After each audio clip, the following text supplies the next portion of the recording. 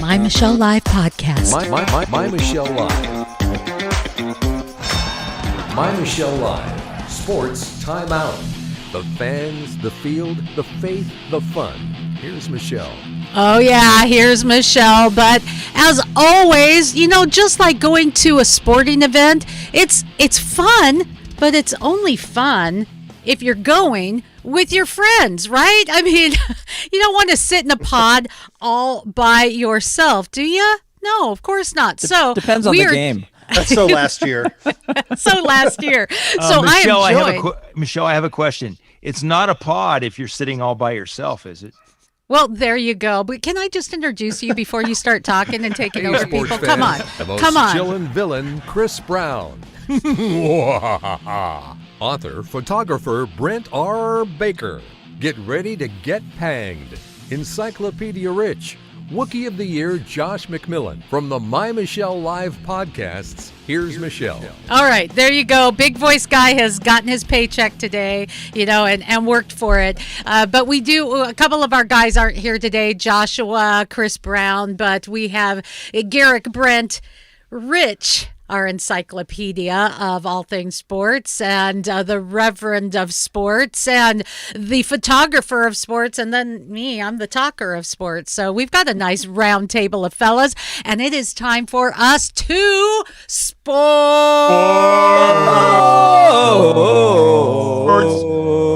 Paxton, see you next year. So the thing is, we're really good at talking about sports, but no one's going to hire us as a quartet, folks. I just want you to know. Don't quit your day job. Bucket. Sorry, Michelle. Hey, guys, it's good to connect with you. Happy Friday. I so look forward to this. It's like a party every Friday, and you, as you're listening or viewing, you get to be part of the fun. Let's see where we should start.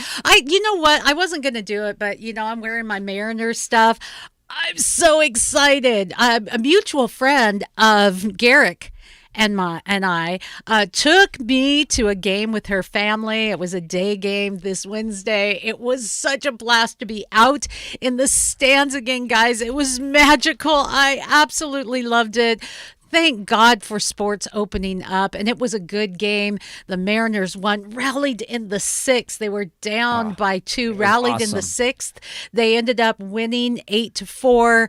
Wow. And even the last out was at the top of the ninth with a strikeout. So, you just can't ask for anything more. That was just glorious.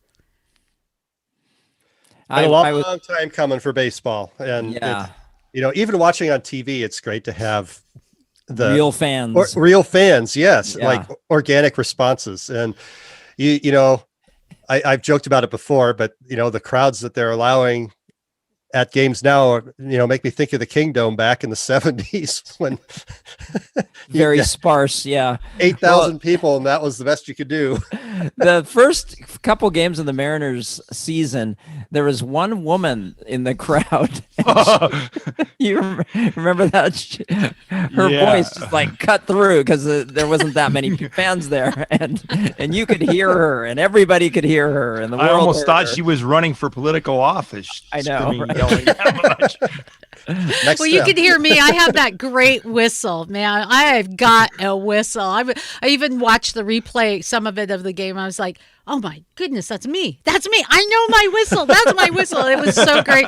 And I'm just really, I'm looking forward to a year of baseball. It seemed kind of sparse out there as I'm sitting in the stands. So that's a little bit weird. But the crowd, we even got the wave around the whole place once, all 1,000 of us, Try that with the cardboard cutouts. Yeah. There you go. But I wanted to talk a little bit about Major League Baseball because once again, something that we talk about, it seems ad nauseum, guys, is that, gosh, let me sports, please get the politics out of sports. Okay.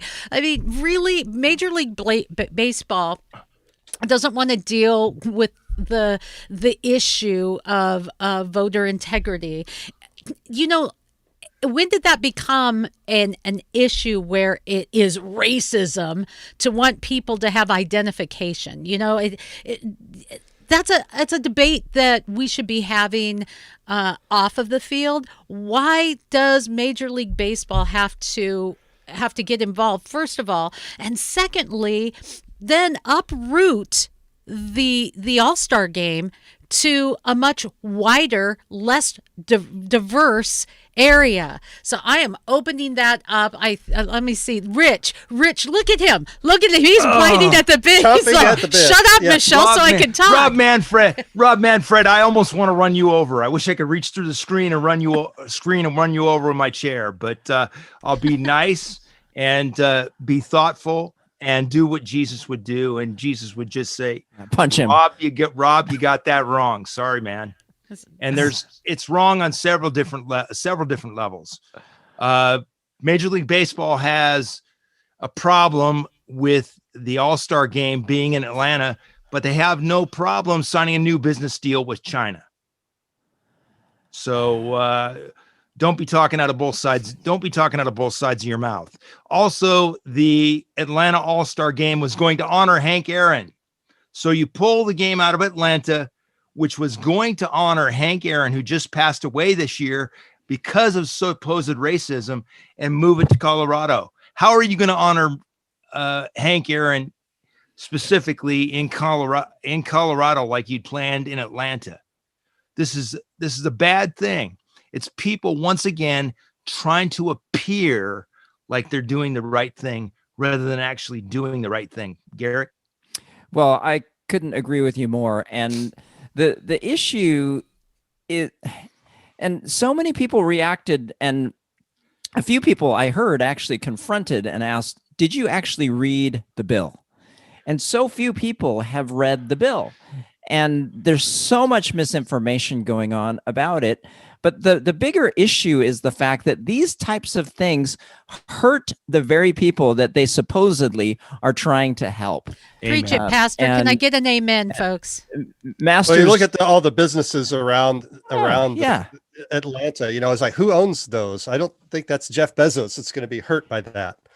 Exactly. And Fred Ridley, the Masters chairman, he came out with that very same statement in terms of just the fact that these are the people that are going to be impacted, those who are living in the surrounding communities, those who are working, and it is awful.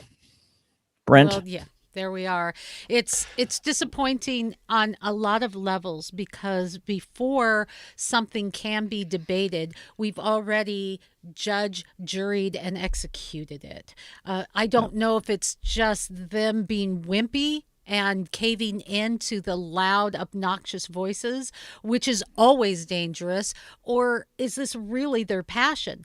But something you said, Rich, kind of leads me to believe it's the former rather than the latter, because, well, what about China? Doesn't bug us at all. Come on, That went so well when somebody made a comment about that in the NBA. I mean, but I agree with both you guys, and it is so frustrating to know that who actually is going to be hurt by this kind of move. We bought listen to this. We bought a 45-year-old junker pickup last week, and I went to register it. And in order for us to successfully register it, not only did I have to have my ID, but my wife had to be present with me because she's on the title. That's like, if I were voting, I could have just done it by mail. Instead, I've got a 50-year-old truck that's really not even worth anything, and we have to be present with our IDs just to get it into our names. So I know that one doesn't control the other here, but how whacked out are things where something so simple and really so worthless in a material sense requires all of that, and yet our most fundamental civic duty and right, it's both, but it requires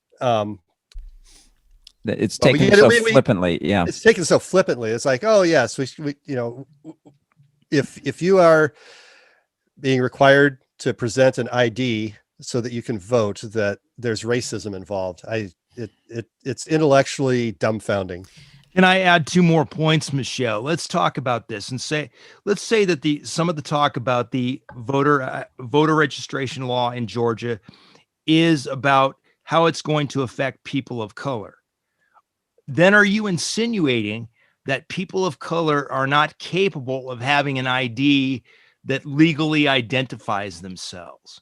Is that not, that in its face does not show your respect or intelligence for the Black community, does it not? Yeah. Yeah. And here's something I just want to say. If you're new to our Sports Time Out segment or show of My Michelle Live, we have probably the most, I don't think you can get more diverse than our regulars, right? Garrick, you're Asian, and and we have a Wookie who joins us, so that's interspecies. I mean, that's a species thing. We got the thing, species thing covered even. You got the female brown girl here. You've got Rich, who is in a wheelchair. We have Chris Brown, who represents Black America and those opinions outside of Seattle, which can be troublesome. And then you have our resident white guy, Brent. So. So, we have a very diverse group here on our Sports Time Out, but I want to tell you guys, if they targeted any specific group and just said, y'all are too dumb to be able to get yourselves out and get a registration card, which in most areas really is free to get. If you want a driver's license, that's a different thing. That's not a right. That's a privilege. But you want to get yourself a little ID card, it's free. Come on. How hard is that? And that goes along the lines of some of the problems we're seeing at the border. Oh, yeah, just let them all in. Come on in. They don't need to be documented. I mean, really, if a few little girls get swept up in human trafficking, if we have, the cartel that is making money hand over fists and terrorizing people down there, it's a byproduct of being kind. We are not thinking anymore in America. And as we do that, unfortunately, I want to get to something that we've often talked about on this program, on our Sports Timeout program, guys. Fine. All of those things are talkable and debatable, but can we leave them outside of the stadium, come together, sing the national anthem, come together as one, watch a game, cheer a game, remember what life is about? That's what I felt when I was sitting in the stands at the stadium watching the Mariners White Sox game. I was there. I was alive. I was cheering for no reason, singing at Take Me Out to the Ball Game, eating my hot dog. That is life. The other things we can take care of, but that one place in the sports stadium, the pitch, the field, the court, we should be able to come together. I am stepping off of my soapbox and giving it to you. Anything else MLB that we want to take on today, guys? Well, I think it's also very hypocritical of Rob Manfred to belong to the Augusta Golf Club when they have been criticized for some of their member practices in the past, and he seems to have no problem belonging to the Augusta Country Club, but has a problem with the Major League Baseball All-Star game in Atlanta. Can you explain that to me? Selective outrage. That's another virus that's spreading around America. Selective outrage, and it's hypocrisy. And I think that if we want to get right here to the God story before we move on to some other sports stories, the biblical worldview to me is a worldview, Garrick, that encompasses, it makes sense out of all of this craziness, because when you don't have a God, you don't really have an ultimate good. It's all subjective. And so we see this chaos ensuing. But when you see that there is a God and there's a reason for everything, and even the nastiness that comes out, that's a product of our sin. It just really fits into a biblical worldview. I don't know where you went, Garrick.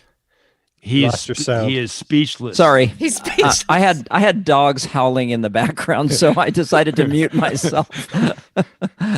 But I could not agree with you more, Michelle. And the metaphor of the rudderless ship, I think, is a good one, because whichever way the wind happens to be blowing is the way that you'll go. And the thing that the biblical narrative, the Jesus, God's story, what it does is it brings us back to the fact that we are all cut from the same cloth. We are all fellow journeyers in humanity, and we have much more alike than we do that separates us. And so the message that Jesus brings is the message. It's actually the same message that sports brings, really, because it cuts away all the other pieces and it says we are in this together. I think most of you know that I was a soccer playing missionary for 6 years. We went around the world with the sport of soccer because soccer is the language that virtually every country understands. There's more members of FIFA, the international governing body of soccer. There's more member nations to FIFA than there are to the United Nations. Did you know that? No. Mr. Sports Encyclopedia. Yes, I did. Yes, I did know that. And maybe you know the numbers. That'll be next week. Okay. But the point that I'm making is that sports is a unifier. It should be a unifier, whereas politics is a divider. And politics needs to be left out of sports. And sports is a unifier in the same way that the gospel is a unifier. And people who use the gospel abuse the gospel in terms of partisan politics, then they're guilty of the same thing. There you go. Excellent like that. point, Brent. Yeah, drop Excellent the mic. point. I'm going home. Wait, I am Yeah. home. Never mind. I as far as politics and sports, I am all for somebody using their platform to publicize their point of view. Again, where my problem is when it crosses onto the line during competition. Like, when the NBA had all their stuff painted on their courts when they were playing and on their jerseys. To me, that's different than LeBron James having a press conference or whatever. His opinions are fine, whether I agree with them or not. But when you're trying to express these opinions at the same time that you're competing, that to me is a line that I don't care to cross. Yeah, I think that's very well put. And if I could just say one more thing, if you are going to allow it, okay, as the NBA did, then at least allow it equally and fairly and openly rather than selectively. So if a player wants to put Free Hong Kong on their shirt, speaking out against the oppressive Chinese Communist government, then that should be equally as much allowed as BLM. But that's the problem, is that there is not that same equity and fairness that's allowed. That's right, because I want to have I'm playing that says Jesus is Lord. Go ahead, Brent. What'd you say, Brent? As you dropped one of our key words there, equity. There you go. Yeah, I was Are we going to get back to meritocracy again this week? And speaking of messages along those lines, Megan Rapinoe is often in the headlines, and I'm going to tell you something. We don't often agree. And in one press conference, we kind of came head to head after I had mentioned this before, but some of our new viewers, she was talking about the Reign being a gay locker room. And I said, I welcome a locker room that is inclusive and loves everybody, right?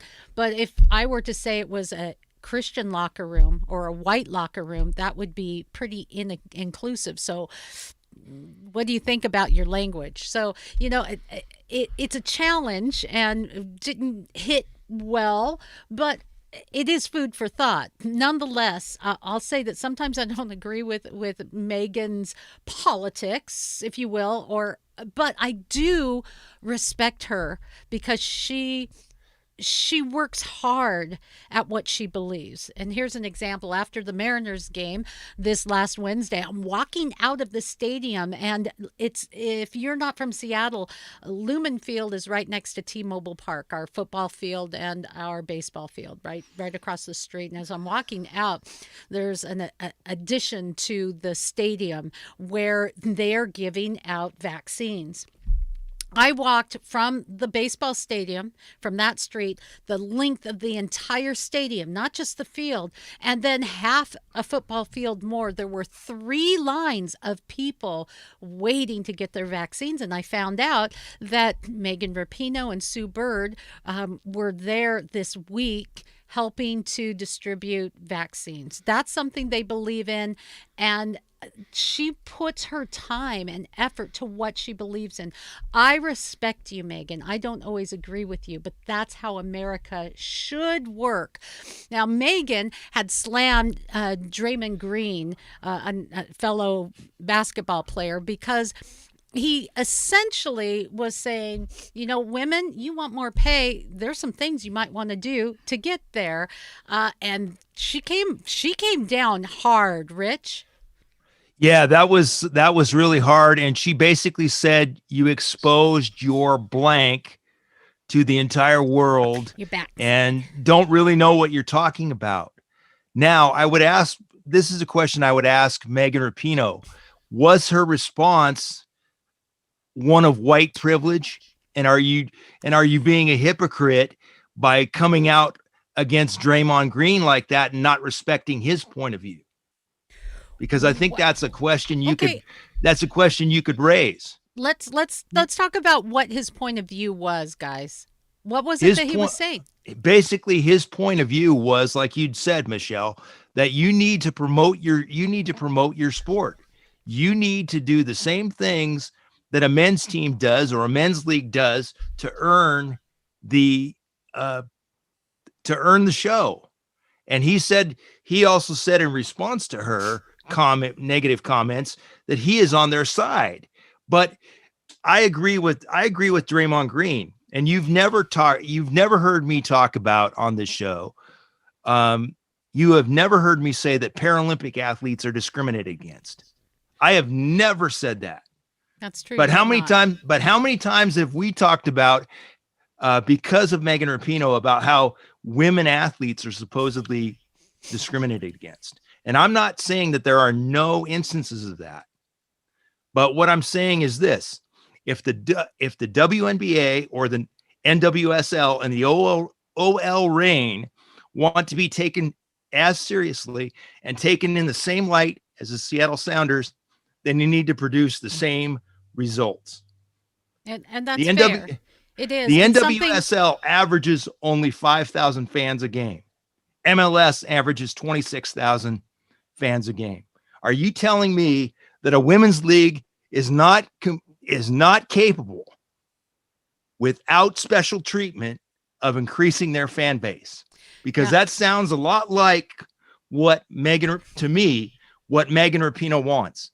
Megan Rapinoe and So she's essentially saying we're not as good, so you have to supplement us, and that's just not right. And I think Draymond Green's comments, though meandering, did kind of say, some of the things you've got to work towards. And what he said in response, I thought was indicative of how things should work in America, guys, that he said, look, we want the same thing. I believe in your cause.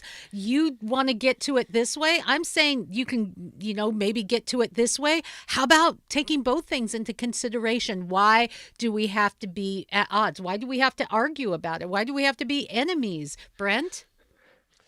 Well, I think actually soccer is kind of a good thing to look at in this country as far as how some of these things work. Because the MLS, when it came to being, was it after the 92 World Cup? Actually 94. Leading up to the 94. Because in order for FIFA to give us the World Cup for 94, the United States had to commit to a true Division I professional soccer league at level 1, right, in order to get the World Cup.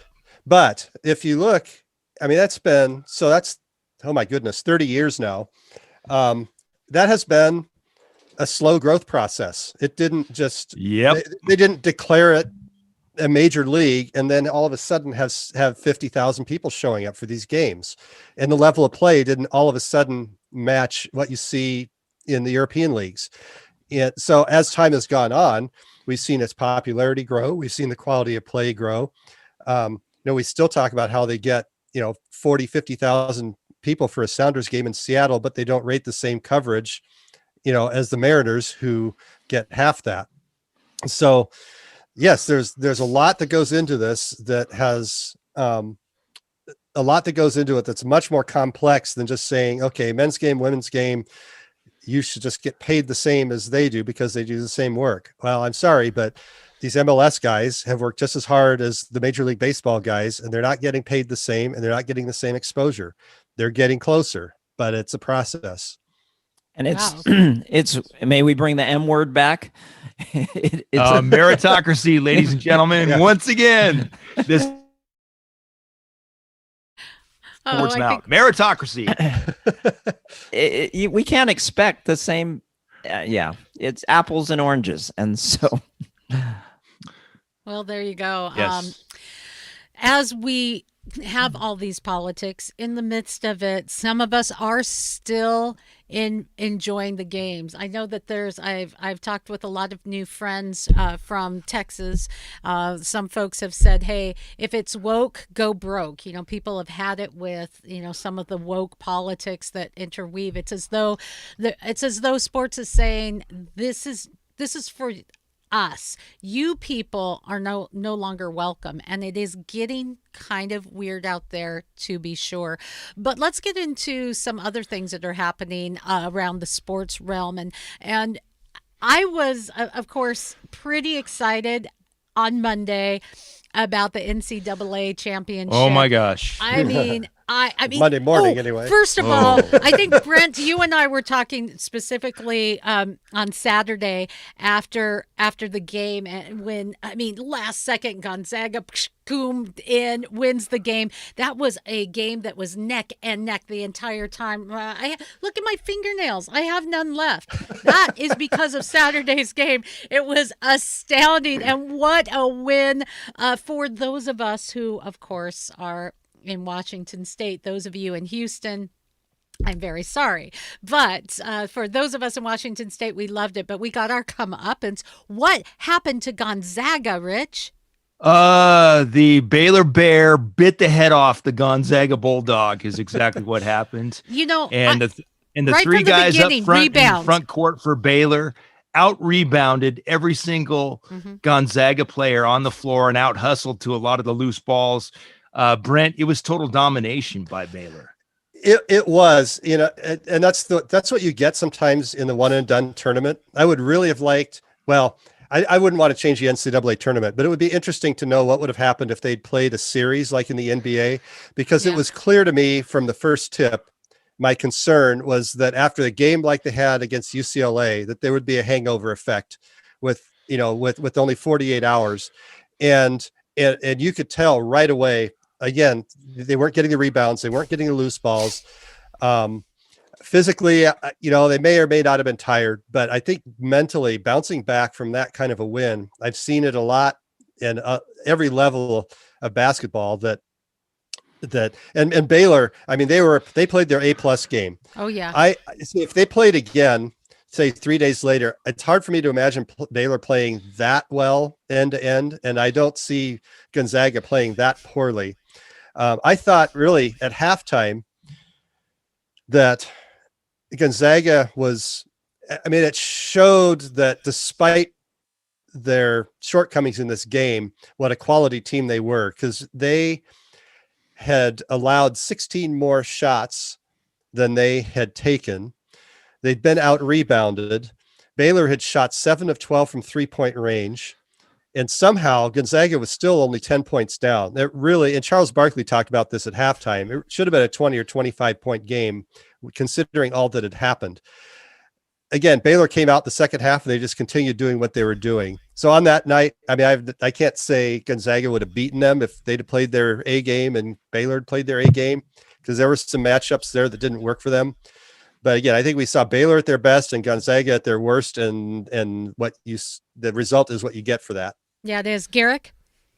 Yeah, psychologically, I think you're absolutely right, Brent, in terms of coming off the UCLA game, and then just to be facing that kind of opponent. They had not faced that level of an opponent in the entire season. Of course, there was that game that unfortunately had gotten canceled for back in December that would have been a really great opportunity for them to see one another. But, they battle. I mean, Gonzaga to battle back to 10 at half, and then, the Baylor lead went back up, but then battling it back down to 9 at one point. And see, Baylor jumped out 9-0 at the beginning of the game. I know, it was just like, and, what?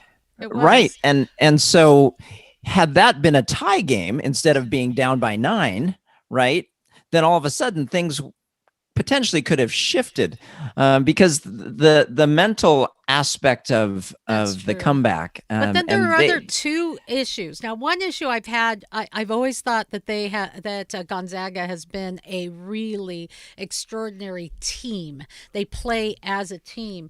But one criticism I've had of almost every game is they don't always get the rebounds. It's as though they shoot so often, they get it in the net so often, why worry about the rebounds? That's always been a criticism. And number two, during that game, they missed so many free throws. Man, if they would have gotten all of their free throws, there's a reason they call them free throws, folks. Yeah. And that's why that game was not close down the stretch. But once again, you got to give it to Baylor and their front. Oh, absolutely. They were because they controlled they were monsters. They controlled the boards. And I would like a couple of those guys to play for the Seahawks next season if we can work it out. Because those guys did not look like basketball players. Those were some guys, those were some football guys wearing some basketball uniforms. Remember George Fant? Yes, sir. Yeah. Yes. So, I also, I really want Gonzaga to win, but man, I have been a fan of Scott Drew, Baylor's coach, for a long time. When he took over that program, there was never a program. They were dead. They were dead. Literally. I mean, they'd had a player that had murdered another player. Their head coach had tried to cover it up.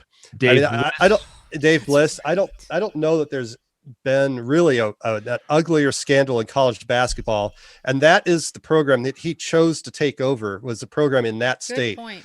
And it's taken almost 20 years to build it to a national champion, but it's been a competitive program for a long time. So to willfully take that job and build it from that state into what they have now, it just adds. It doesn't make him, but it surely adds to really what is a legendary career, and I think one that's kind of been under the radar till now.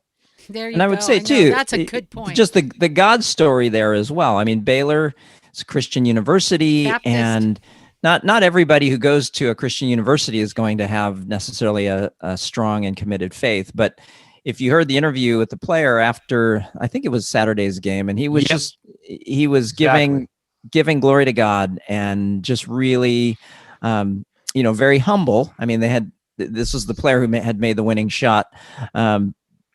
And just really, it showed a lot of what that group of guys is made up of. So the Baylor team huddle post game after the win, you could actually hear a prayer to give glory to God and give glory to Jesus for that opportunity. That's exactly was what very they were doing in that huddle CBS, when they were kneeling. And I was surprised. Yeah. That was something. And that says, it happened too fast to cut to a commercial. But that leads it to the it factor. Just like with life can be a hard game to play, and without that it factor, without that something you pull on, it's hard to always get the win, and it's hard to lose with grace and dignity and hope. Right? I mean, that's what you need. Losing, I hate losing, man. I'm still reeling from the MLS game, the cup in December. Other people have moved on. They're excited about the new. I'm still there. I have a hard time with that. But in life and in sports, if you have a hope beyond just the game, it's easy to move on during those losses, and it gives you that strength for the win. And that may be the it factor that Baylor was able to dominate with. Good for them. I wanted to move on since we mentioned MLS. Did you guys catch at all any of some of the soccer games as were like Columbus Crew yesterday had like 4-0 over Real Esteli? I mean, that was something. I mean, they are still a force to be reckoned with. Garrick? Oh, all right. I was going to give the other guys a chance to comment, but yeah, I mean, and soccer's coming back, and I'm so excited for that. And the Crew they are looking really, really solid, and I think the Sounders, the jury's still out on how we're going to look, but I'm excited for the season. And of course, we got our home opener a week from tonight, and what about Freddie Montero? Yeah, I think Freddie is great to have back on the club, because he is, even though he's older than he was when he set the scoring record for us here in Seattle, he is still a very, very dangerous player. He's quick, he's crafty. My only question is the chemistry between him and Raul Ruidiaz, because they have somewhat similar styles in terms of just the runs that they make. But I think they're going to be dangerous, and they're going. Don't you think Ruidiaz has had, in his style of play, he's also a contributor. He's not just a striker. He's see not him selfish, pull back. Right. And assist. And, so I think that there might be some hope there. I don't know, because I think he plays that way. I think he plays a little bit more crafty, not just about, and I can get frustrated with that because I want him in there giving us goals. But I think that he can also pull it back a little bit. And I've watched, in my opinion, him be able to work with assisting and kind of crafty that way. Well, the best thing about having the two of them up front is going to be the fact that for defenses from other clubs, it's going to be really, really hard for them, because and this is the thing about Ruidiaz, is that you could not just mark him, right? Because of exactly the reason that you said, is because he will dish and he will give. Yeah. And so having a player like Jordan Morris, who's a very different type of player. Not here this year. Right. And so it's going to be fun. It's going to be exciting to see, and I'm hoping obviously for the best, and hopefully we'll have lots of goals. Garrick, how would you defend those two guys? Who would you choose from a coach's perspective? Put your coach's manager hat coaching on. hat. Yeah. Well, here's what you have to do in a situation like that, is that you cannot man mark them, okay? Especially just because of the way that they run. So you have to have a good back. I mean, and this is the challenge in the MLS, is that, and actually across football in general, soccer in general, is defenders are a lot harder. Good defenders, quality defenders, are harder to find than quality strikers.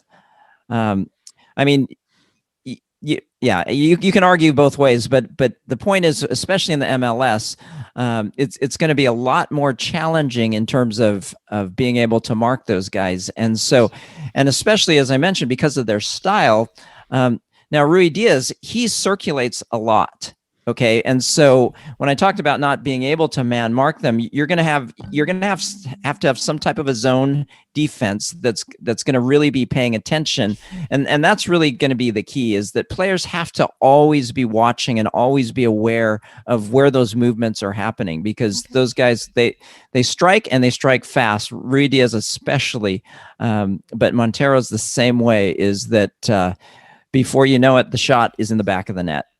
I want to get a comment from the Peanut Gallery. As you're listening, if you're listening live, you can find us at My Michelle Live on Facebook. You can go to mymichellelive.com and you can get your comments in.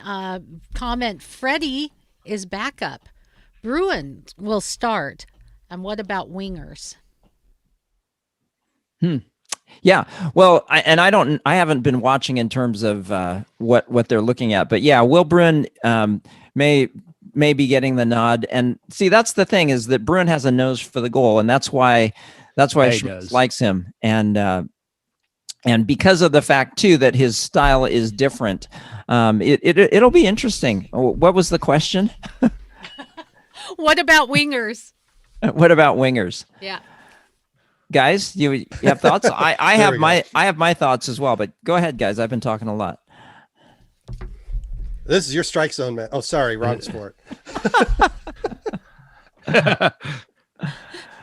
Well, I mean, Roldan's a dangerous player.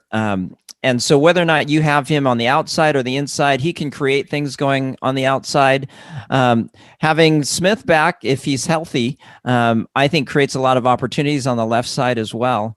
And so I like that kind of a combination, but I probably would prefer Roldan on the inside because of just, what he contributes in there. But he creates all kinds of havoc for players no matter where he is on the field. So to have a Smith and a Roldan on the outsides, as far as wingers are concerned, I think that could create all kinds of trouble for the backs. Garrick, do you think the Sounders are going to play a more offensive style going forward or more of a defensive style and then counterattack? Well, Schmitz has always been a controlled approach. And so, I mean, from the very first time I saw his teams especially in like warm up, in terms of the ways that they work together, and you can see that happening on the pitch in terms of the ways that they're always just looking and moving, and the off the ball movement is, I think, is especially been one of the strengths of Schmetzer's teams. Whether or not it depends on the opponent, to be honest, Rich, because that's one of the things that Schmetzer's such a great coach. He knows what his opponents are, and he knows how to exploit their weaknesses.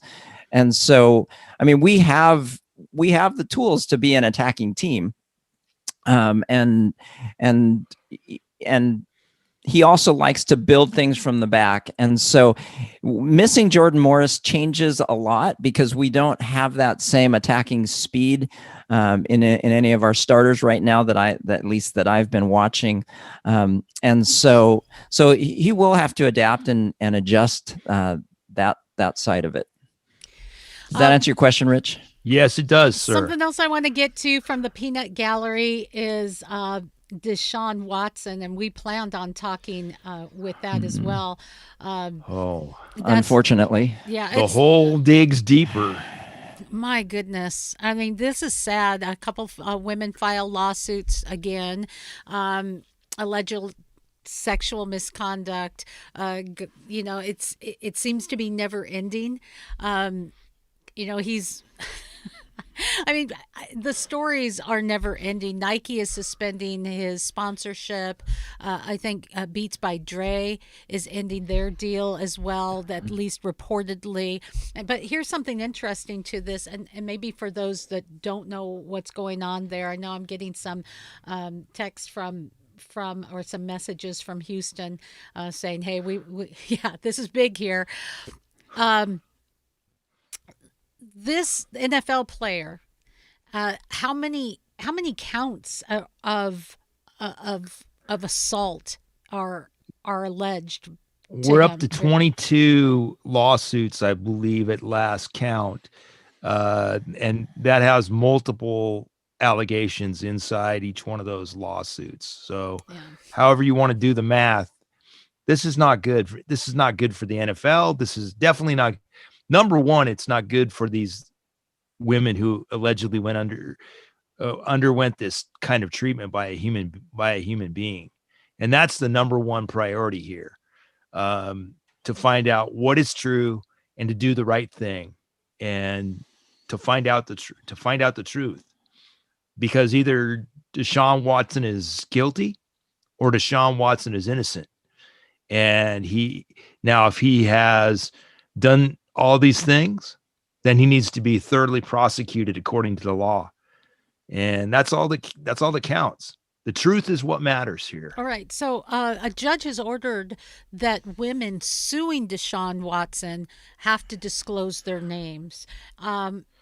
That's uncomfortable, but I have to say, to a degree, there's some fairness to that, because you're a public figure. People can just say what they want to say, and that becomes reality. Look, I know it looks bad, but we're supposed to be innocent until proven guilty. So, as hard as that is, what do you guys think about those names being disclosed? That's a tough thing, but at the same time, as you just mentioned, Deshaun Watson's reputation is ruined, regardless of what happens in court now, because all of the allegations have been made public. We see this online all the time. Anonymity can bring out a lot of things that wouldn't be said otherwise. Now, is this the right way to do it, to like make the names of the women like utterly public? I'm not convinced of that. Because where I had a problem was where Watson's legal team didn't even know who many of these people were. That I think is wrong. So because I think you have a right to face your accuser.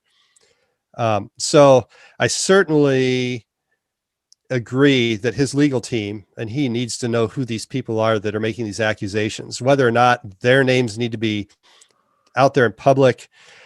I understand it emotionally from his perspective. He probably wants that because But that's his name dangerous. has been What if ruined you have regardless of what super happens here. fans? Now, I think the other thing to remember is that, this was a man that everybody, his reputation was solid up until a couple months ago. And I'm not saying that was deserved, but I think it shows that we don't know these athletes or politicians and what goes on behind closed doors a lot of the time. And so when we idolize someone, the fall can be hard. Well, true. Another really sad story comes from Philip Adams, who was a former NFL player who killed 5 people, family members, and then killed himself. Now, something that people are touting is that he's had many concussions, many brain, what does that do for people? What does that do for depression? What does that, that's a big issue. And so head trauma is so, there's so much unknown about head trauma. And I mean, there've been so many advances in terms of understanding it even more so, but it affects each person so differently because of how and where. And I mean, a concussion is a very broad term, and concussion can obviously affect many, many parts of the brain. And depending on where if you have swelling, if you have different issues, it affects each person differently. And you kind of have sometimes a cumulative effect on top of that, where, repeated concussions and then if there are issues in terms of your brain chemistry, then it's hard to know just the lasting and long-term impact of a brain injury. And we don't know if that's what contributed or if it's part of what contributed in this story. It is just a sad story. So some sad stories coming out of the NFL. And another weird story. We have talked about the Russell Wilson part of the drama, the soap opera as the pigskin turns just every week, it seems like. And just when we said, okay, guys, it's over, let it rest, Warren Moon is back in the spotlight saying, yeah, Russell Wilson and the Seahawks, they're headed for divorce. It's happening. Just like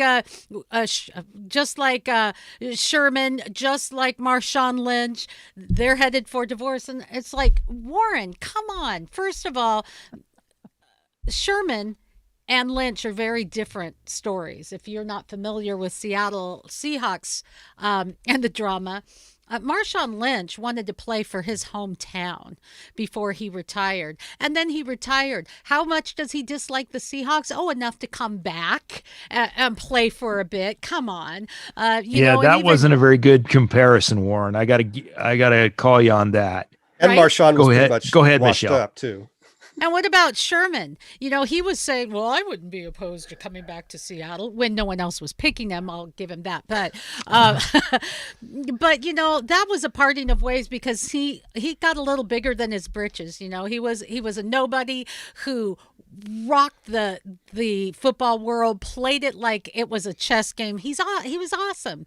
And then he was just too big for this love your brother kind of, Seahawks mentality, too cool for school, and he left. I don't think that's Russell Wilson. So Warren, I think, regardless of what Russ is going to do with the Seahawks, I think both of those analogies, where is he coming from anyway? Is he just keeping the drama going, Rich? There's poor analogies there. And then we also forget the factual, a response that's a little bit more factual. Carlos Dunlap personally had a conversation with Russell Wilson before he signed once again with the Seahawks. And the impression that he got is, Russell's all in and he's going to be here and it's go Hawks. And that was pretty much his condition for signing will Russell be here? Exactly. And that part of that, I think the things that go on behind the scenes as they start to leak out tell us a lot more about this situation than talking heads, including us, because a lot of this stuff, so much of this controversy has been media generated based upon one interview that he said some things that showed that there were some things he was unhappy about, but man, the life that it took on, you could say he fed it by his silence, but as far as throwing gas on the fire, it was all media.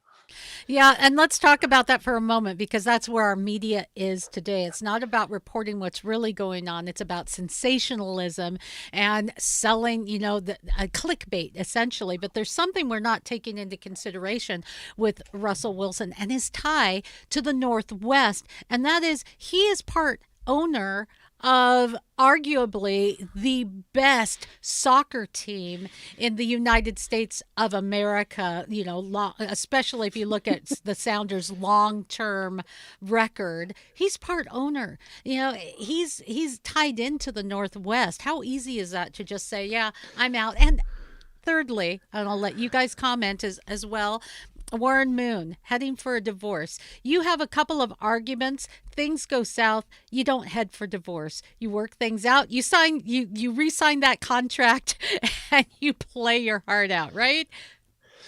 I think those are very good analogies, Michelle. And you also forgot another Northwest connection for Russell Wilson.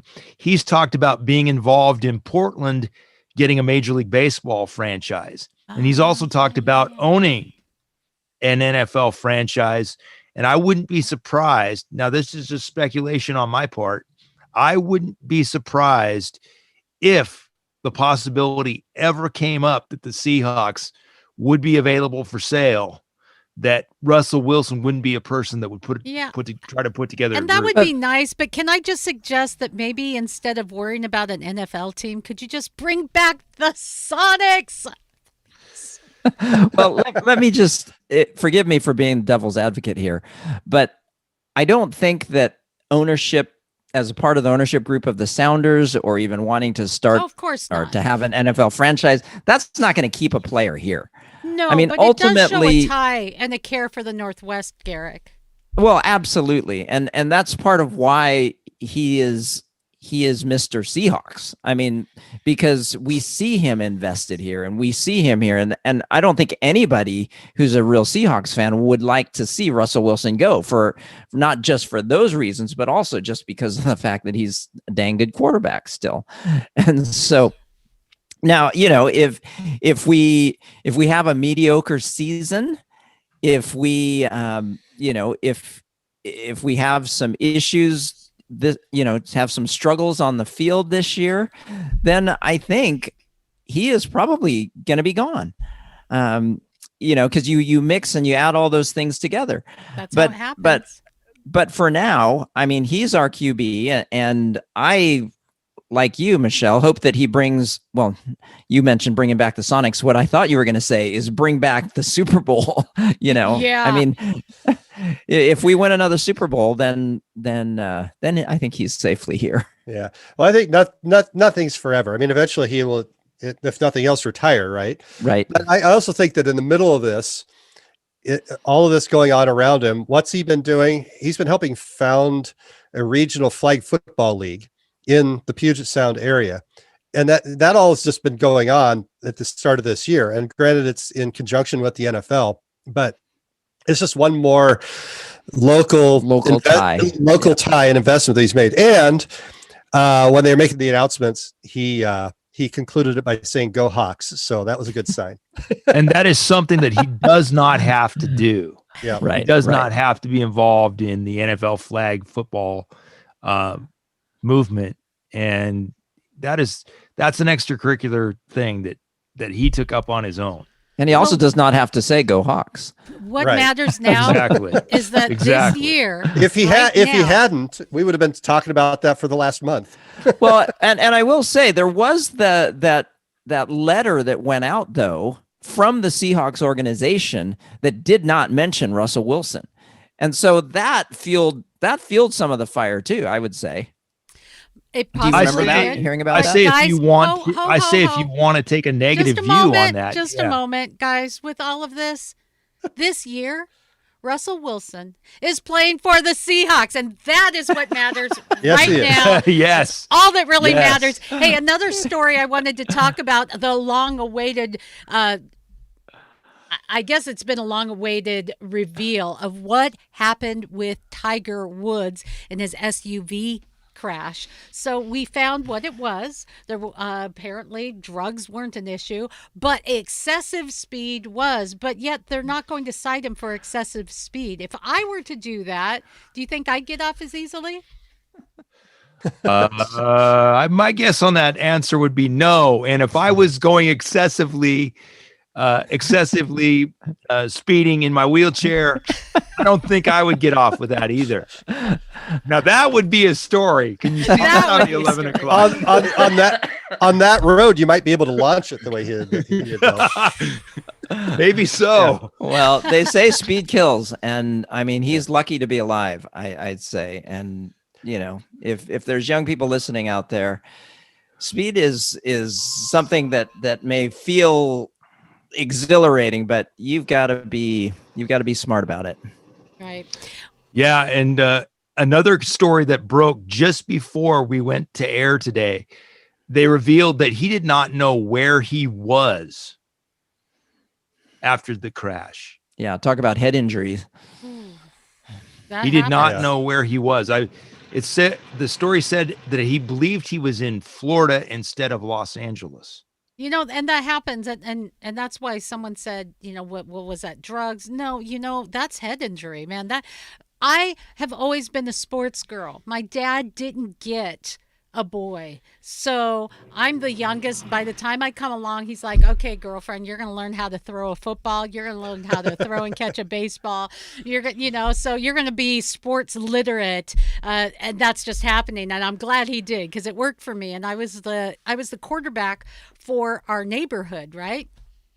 And this kind of proves there's a difference between boys and girls. You know, at a certain age, no, I dominated. But there was an age where, man, all of a sudden, it started getting dangerous. And, you know, as a girl, I was getting tackled probably a little more than I should have. You know, there just comes that age, right?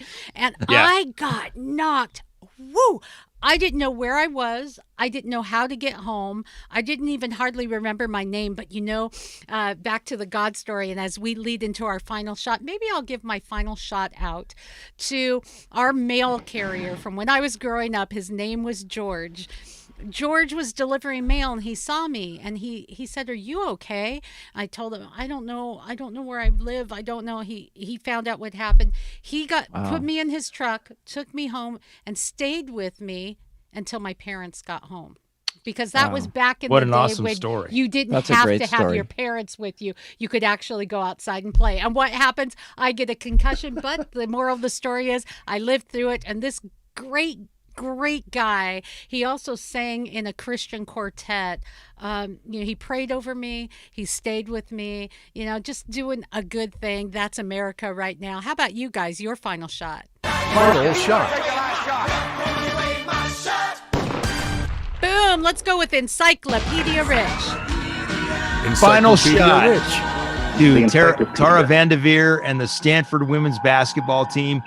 First national championship for them in 29 years since 1992, and the first Pac-12 championship since that time. So once again, 30 plus years as a Stanford head coach, and once again a champion. Okay, And let's get Anna Wilson, Russell's little sister, is on that team too, from who played at Bellevue here near Seattle as well. So that was cool. Let's get panged. Well, I have to give it to the Baylor men's basketball team, because they brought it, they won, they deserved it, and they brought honor and glory to God too in the process. Right. Congratulations, Baylor. Author, photographer Brent R Baker. Oh yeah, come on, Brent. Final shot. So I'm going to give this one to Shohei Ohtani of the, Los Angeles Angels of Anaheim, California. Correct, sir. So, I've been really wanting to see him play when healthy, and health has been a concern since he's been in the league, the major leagues, for the last 3 years. Last week, he became the first guy since 1907 to start a game as a pitcher and also bat second in the lineup. So they didn't use a designated hitter instead of him. They had him in there. So in the first inning, he threw a pitch 104 miles an hour. And the bottom of the first inning, he hit a first pitch home run that was I think the exit velocity was 115. Woo. But man, even over the broadcast, you could hear the bat hit the ball, and that swing. I don't know if I've ever seen such a smooth and violent swing at one time. It was just gorgeous. And then he escaped what could have been serious injury on a play later in the game. But, a few years ago, the Seattle Mariners went to a lot of effort to try to sign him, and he ended up signing down there in Anaheim. And he hasn't really been able to live up to his potential because of injuries. So I just hope he doesn't hurt the Mariners too badly. But I just hope we get to see him healthy for a season. He's just a spectacular player when he's healthy. One more shout out, and that is to an actor who has kind of been there in cool things one way or another all my life. Dick The Dick Van Dyke Show. Yeah, Dick Van Dyke passed away at the age of 95. I mean, what a cool guy. I mean, he's been in all kinds of amazing Disney productions back in the day. Chitty Chitty Bang Bang, Mary Poppins, Night at the Museum, many other things that brought joy to families. He was a funny guy. And what can you say? So my final shout out is to Dick Van Dyke. So there you go. So, guys, this, for those of you who may be new to the broadcast, hello.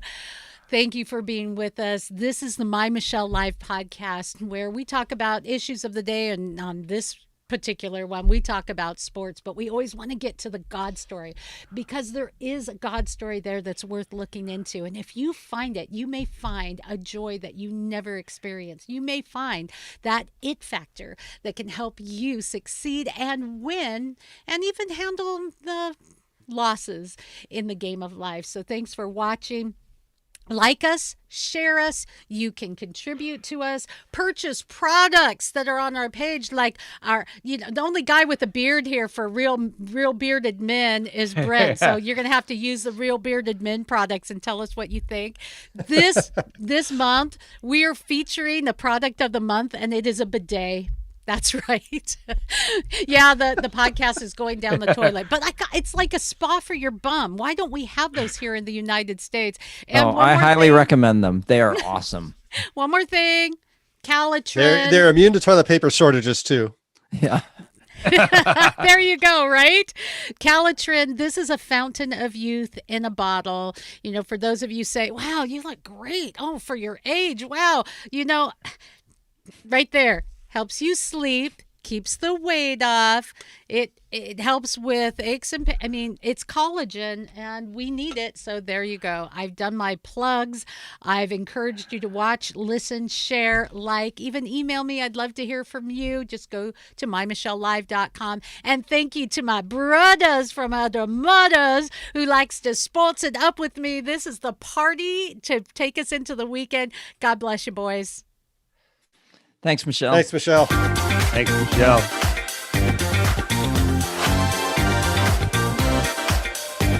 For more fun, go to mymichellelive.com.